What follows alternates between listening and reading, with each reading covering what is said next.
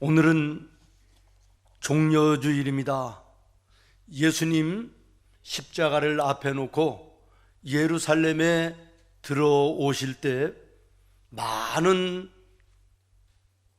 예루살렘의 사람들이 연도에 나와서 종려나무 가지를 흔들면서 호산나 호산나 우리를 구원하여 달라고 환호하며 외쳤습니다. 우리를 구원하여 주시옵소서라고 하던 그들의 구원은 우리가 알고 있는 우리의 영적인 구원이 아니라 로마로부터 압제당하는 이 구속에서 우리를 구원해 달라, 경제적으로 힘들고 어려운 이 삶 속에서 물질로 배고픔에서 우리를 구원해 달라라고 하는 의미의 구원이었다라는 것입니다. 여러분, 이 모습을 예수님께서 가만히 돌아보시면서 어떤 마음을 가지셨을까? 또 그 광경을 하나님께서 바라보시면서는 그 마음이 어떠셨을까? 이것을 여러분 깊이 생각해 보시기를 바랍니다. 손바닥 보듯이 뻔하게 보이고 알고 있는 일들인데 예수님 생각하실 때 지금 저들이 나를 호산나 외치면서 환호하고 환영하지만 이제는 이것이 순간에 변하여 나를 십자가에 죽이라고 외치는 아우성으로 바뀔 것인데, 그 모습을 바라보시는 예수님의 마음, 그리고 이제는 얼마 가지 않아 십자가의 모진 고통과 죽음을 죽어야 되는 그 사랑하는 아들 예수를 바라보시던 하나님의 그 심정, 우리 한번 깊이 생각하는 종려주일이 되기를 바랍니다. 여러분, 효자나 효녀를 어떤 기준으로 얘기를 하는 것입니까? 부모님의 그 숨겨진 깊은 마음까지도 읽어내고 그 마음에 함께하는 이 사람들을 효녀 또는 효자 이렇게 얘기하는 거 아니겠습니까? 여러분, 참된 그리스도인이 어떤 사람일까요? 주님의 깊으신 마음까지 헤아려 이해하고 그 뜻과 그 마음으로 함께 주님과 동행하는 삶을 사는 사람, 이것이 진정한 그리스도인이라고 믿습니다. 종려주일이 아침, 영혼의 구원과는 전혀 관계없는 먹고 사는 것으로 인하여 호산나 외치던 이스라엘 예루살렘 주민들의 외침이 아니라 정말 하나님의 마음을 이해하고 예수님의 심정을 이해하는 참다운 그리스도인들로 오늘 나와 여러분 하나님 앞에 조용히 예배의 무릎을 꿇어야 될 줄로 믿습니다. 저는 오늘 본문의 말씀을 읽다가 28절의 말씀이 새로운 의미로 내 마음속에 와서 닿는 것을 깨달았습니다. 28절입니다. 압살롬이 이태 동안 2년 동안 그런 말이에요, 예루살렘에 있으되 왕의 얼굴을 보지 못하였다. 이 말씀이 한 목사가 지금까지 교회 안에 있으면서 하나님의 영광을 보지 못하였다 라고 하는 이런 말씀으로 마음에 와 닿은 거예요. 그러면서 문득 생각되기를, 우리 성도들이 하나님의 성전 안에는 앉아있지만 하나님의 영광을 보지 못하고 신앙의 길을 걸어가는 모습은 없을까, 이런 생각이 든 것입니다. 사랑하는 성도 여러분, 오늘 우리는 이 본문의 일들을 통해서 죄사함의 도리를 배워야 되겠습니다.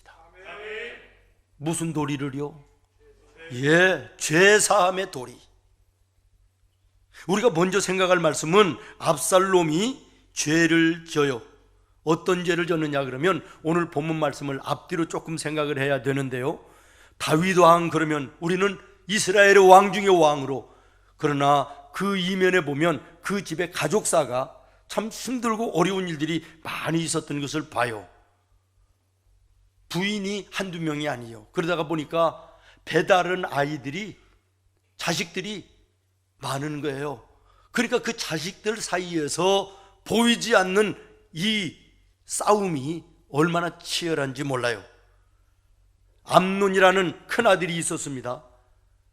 그런데 이 암논이라는 아들이 이복 누이 동생인 다말을 짝사랑해요. 이루어져서도 안 되는 그런 사랑 아닙니까? 그래도 동생인데 기회를 타서 이 동생 다말을 겁탈을 해요. 그랬더니 이 다말의 친오빠인 오늘 본문에 나오는 압살롬이 분개해서 또 기회를 틈타 암논을 살해해버리는 거예요. 그러니 아버지의 입장에서 자식들의 그 강간과 죽이고 살리고 하는 이 모습을 보면서 얼마나 다윗이 힘들고 어려웠겠어요. 형을 죽인 압살롬을 살려둘 수가 없는 것입니다. 그래서 이 압살롬이 저 이방나라 블레셋 그술이라는 지방으로 피난 가서 숨어 지나는 거예요. 그런데 다윗 왕의 마음속에는 많은 자식들이 있지만 평상시에 압살롬을 너무 이뻐했던 거예요. 그 잊지를 못하는 거예요. 범죄하고 지금 도망가 있는 신세이기는 하지만 그래도 압살롬이 그리워요. 그러나 이것을 발설하지 못하고 다시 데려오지는 못하는 거예요.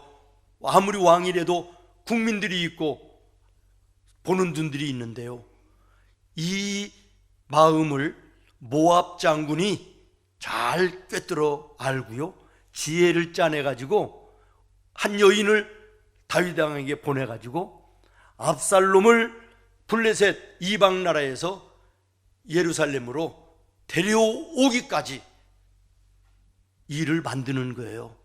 그래서 압살롬이 이제는 이방 나라 블레셋 그술이라는 곳에서 이제는 피신을 끝내고 예루살렘으로 들어오지요. 그러나 아버지 왕 다윗의 얼굴은 볼 수가 없는 거예요. 너희 집에서 그냥 머무라는 거예요. 그래서 1년, 2년, 3년이 지납니다. 5년이 지납니다.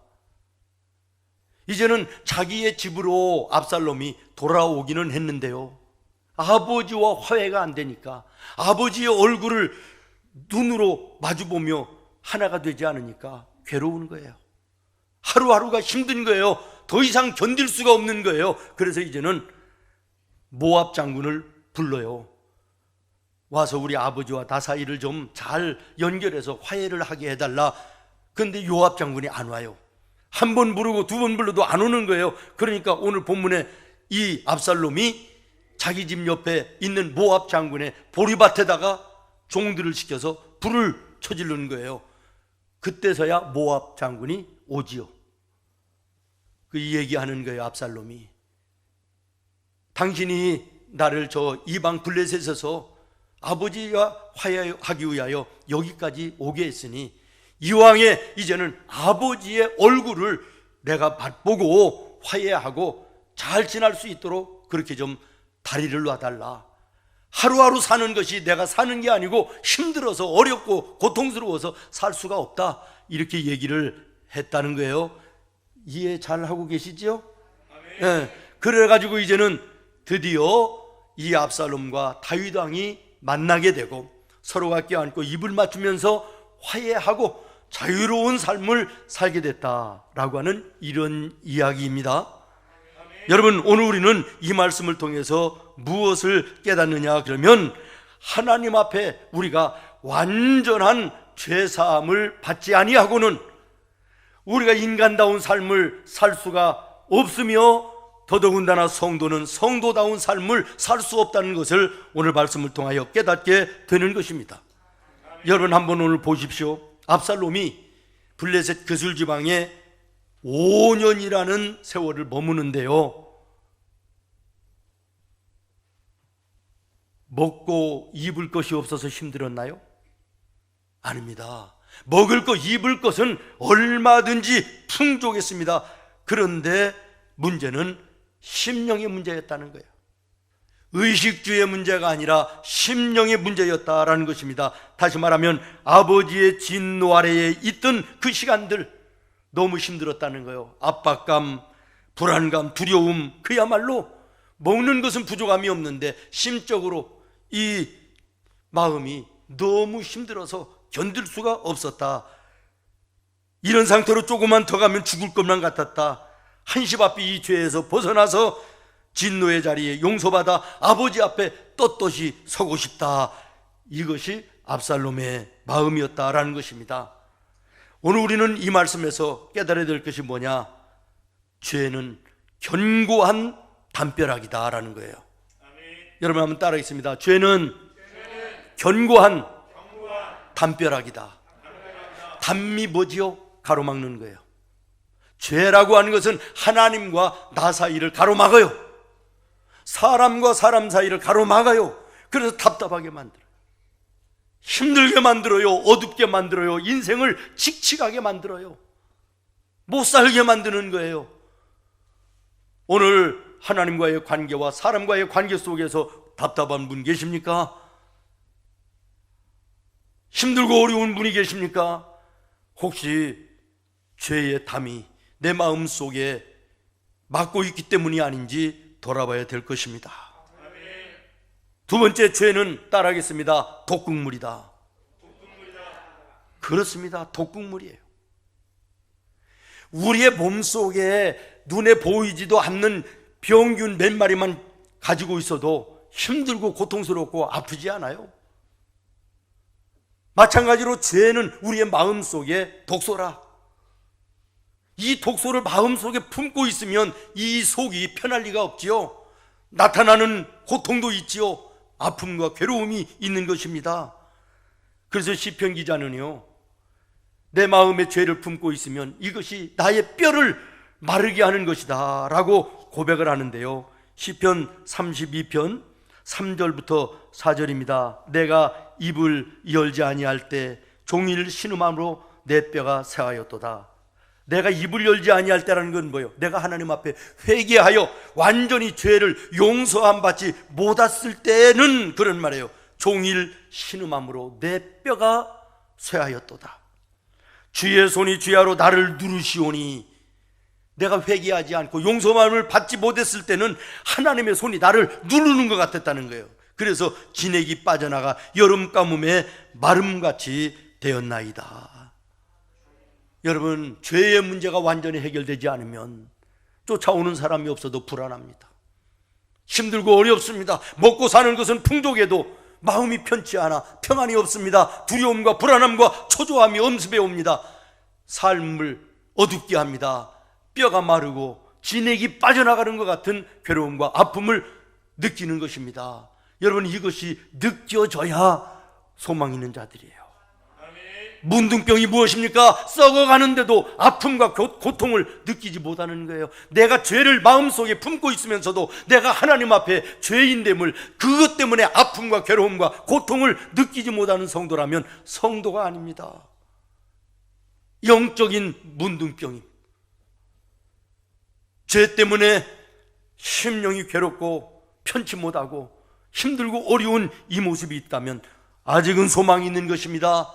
오늘 이 아침에 다시 한번 말씀 앞에, 여러분 하나님 앞에 죄의 문제를 해결받는 은혜가 있기를 바라요. 또 하나, 세 번째, 죄는 따라하겠습니다. 진노이다. 뭐라고요? 진노. 죄는 하나님의 진노의 대상이다. 시편 7편입니다 12절 말씀 같이 읽습니다. 시작. 사람이 회개하지 아니하면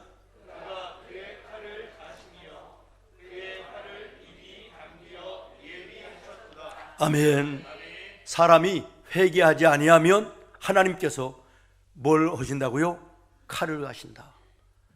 활을 이미 당겨서 놓기만 하면 날아가는 이런 모습으로 묘사하고 있습니다. 우리가 죄를 마음에 품고 있으면서도 하나님 앞에 회개하여 용서함을 받지 못할 때 이것이 진노의 대상이 된다는 거예요.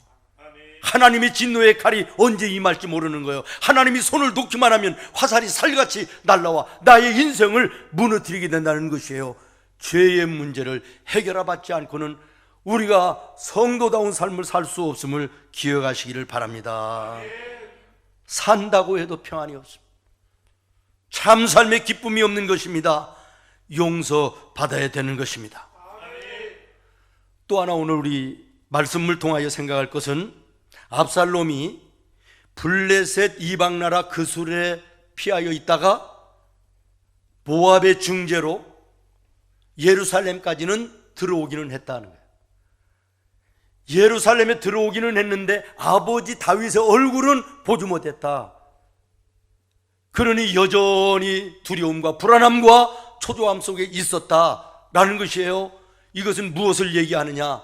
우리가 하나님의 은혜로 저 세상에 죄악된 세상에서 살다가 은혜로 우리가 거기에 부름을 받아 하나님의 성전 안에 들어오기는 했으나 하나님의 얼굴을 마주대하여 완전한 죄사함을 얻지 못하는 이 상태의 이 모습이 되어서는 안 된다라는 말씀인 거예요.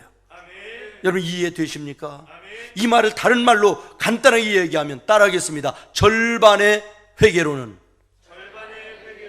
온전한 그리스도인이 될 수 없다. 예, 압살롬은 지금 절반의 용서만 받은 거예요. 이방 나라에서 예루살렘까지 일단 들어오는 절반의 용서만 받은 거예요.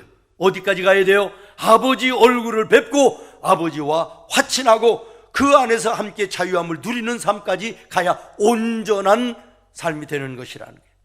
오늘 우리가 세상으로부터 불림을 받아 하나님의 성전 안에 머무르기는 있지만 온전한 회개를 통하여 우리 주님을 우리가 완전히 만나지 못한 상태로는 진정한 그리스도인이 아니다. 성도다운 은혜의 복된 자유함과 평안함의 복된 삶을 누릴 수가 없다라고 하는 것을 깨달아야 되겠다라는 것입니다. 완전한 죄사함을 받아야만 완전한 믿음, 완전한 기쁨, 완전한 하나님의 성도의 삶을 살 수 있는 것입니다. 그러면 완전한 죄사함을 받아 하나님의 자녀로 사는 증거가 뭐냐는 거예요. 구원받은 것이 눈으로 확, 몸으로 확 느껴지고 보여지는 것이 아니기 때문에 이 문제가 간단한 문제가 아닙니다. 그러나 완전한 죄사함을 받고 구원받은 하나님의 자녀는 삶 속에 나타나는 모습이 있습니다. 이것을 사도 바울과 베드로가 정확하게 우리에게 대답을 해주고 있습니다. 먼저 바울이 이렇게 얘기합니다. 로마서 14장입니다 8절 시작. 우리가 살아도 주를 위하여 살고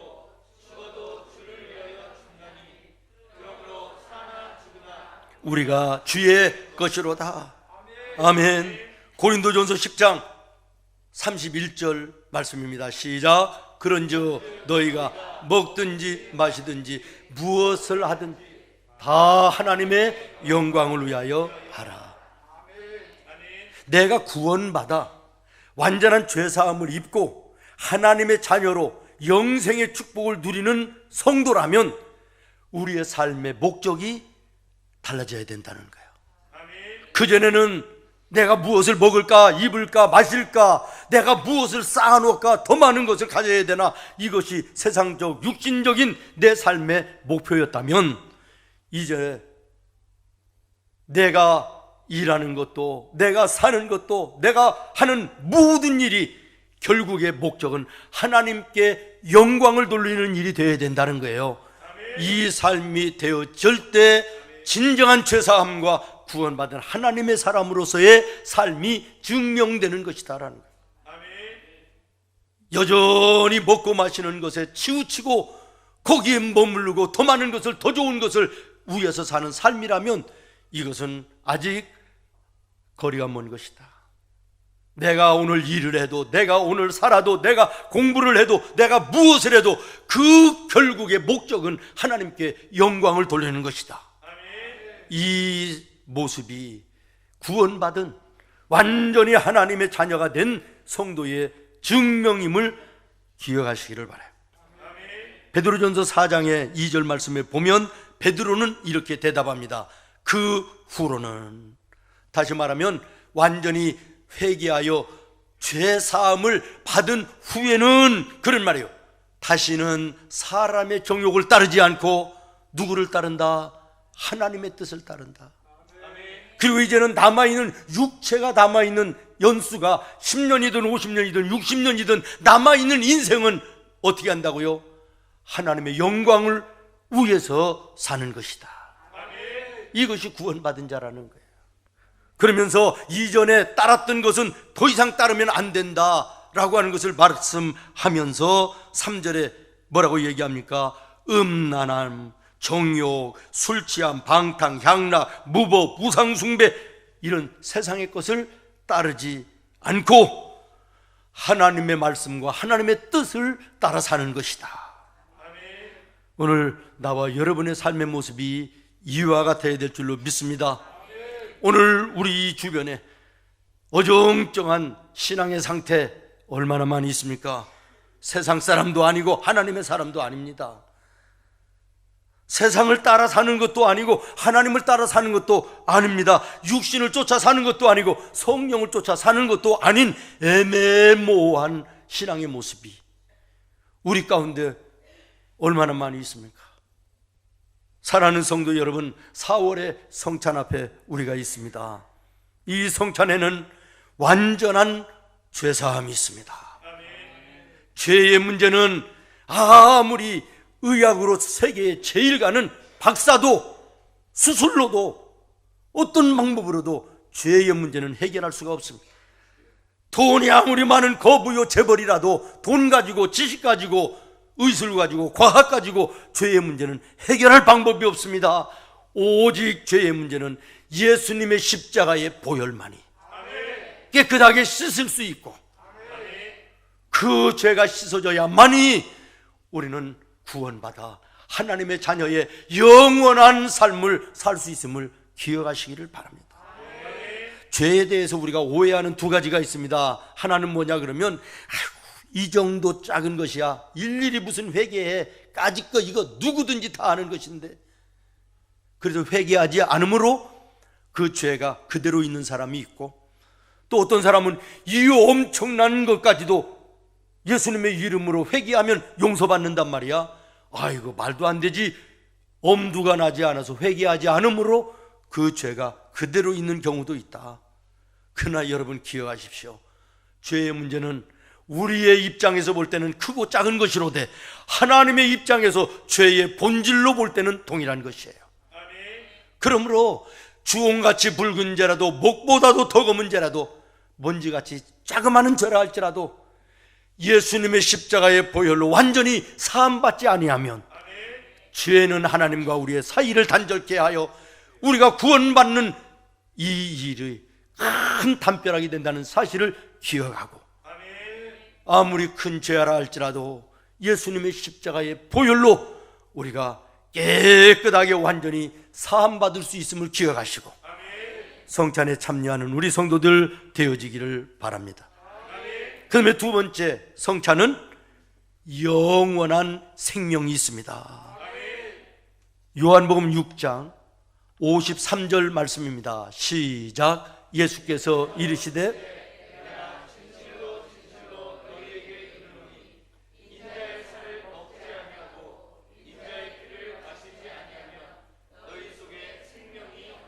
아멘. 그러면서 54절부터 58절에 보면 내 살을 먹고 내 피를 마시는 자는 뭘 가졌고? 영원한 생명, 모든 죄를 사함받고 영원히 사는 생명을 가졌고, 마지막 하나님의 심판날에 예수님께서 그 사람을 살린다 하는 것이에요. 믿습니까? 사랑하는 성도 여러분, 성찬에는 영원한 생명이 있습니다. 떡을 떼며 잔을 나눌 때 허투루 하지 마시고, 한 달에 한 번씩 하는 행사로 끝내지 마시고, 성찬을 세우시던 그 밤에 예수님의 심정을 헤아려 떡을 떼며 잔을 나누는, 그래서 영원한 생명을 얻는 우리 성도들 되어야 되겠습니다. 마지막으로 성찬은 멀어졌던 하나님과 내가 화해하는 시간이며, 단절되었던 하나님과 나 사이가 하나로 섞여지는, 연합하는 시작이 될 수 있음을 기억하시고 모쪼록 이 예식을 통하여 하나 되는 역사가 있기를 바랍니다. 에베소서 2장 13절입니다. 에베소서 2장 13절 시작. 이제는 전에는 멀리 있던 너희가 그리스도 예수 안에서 그리스도의 피로 가까워졌느니라. 아멘. 14절부터 18절에 보면 가까워질 뿐만 아니라 이제는 하나님과 우리가 하나 되어 예수님과 나와 여러분이 유기적으로 하나 되어 그 주님과 함께하는 임마누엘의 복된 삶을 보장하고 있는 것입니다. 말씀을 마치겠습니다. 여러분, 성찬을 다른 말로 얘기하면 하나님께서 우리에게 찾아오셔서, 아니 내게 찾아오셔서, 야, 한 목사 나하고 밥 한번 같이 먹자, 식사 초대하시는 거예요. 성찬이라는 게 무엇입니까? 여러분 한 사람 한 사람을 예수님께서 찾아오셔서, 야, 누구누구야, 나하고 밥을 한번 같이 먹자, 이렇게 말씀하시는 거예요. 여러분, 밥을 먹는다, 식사를 같이 하자라고 하는 것이 무엇을 의미하는 것입니까? 우리 화해하자, 우리 친하게 지내자, 우리 함께 지내자, 이런 뜻 아닙니까? 요즘에 우리를 피곤하게 하는 일들 가운데 지금 대통령과 이제는 대통령이 될 당선인과 이 두 쪽이 나뉘어서 말이 안 돼요. 싸우느라고 서로가 안 맞아요. 근데 얼마 전에 대통령 당선인을 불러가지고 밥 한 끼 먹읍시다 이래가지고 청와대에서 밥 한 끼 먹고 나니까 안 되던 문제들이 하나하나 해결돼 나가더라고요. 함께 밥을 먹자라고 하는 거 간단한 거 아닙니까? 아닙니다. 친해지자는 거예요. 화해하자는 거예요. 함께 지내자는 거예요. 성찬이 무엇이냐? 우리 예수님께서 나와 여러분에게 식사를 초대하는 것입니다. 이 식사 자리가 제대로 되어지면 주님과의 관계가 회복되는 것이고, 그 회복 속에는 놀라운 은혜의 역사들이 우리의 삶 속에 넘치게 되는 줄로 믿습니다. 이제 우리 주신 말씀을 생각하시면서 찬송가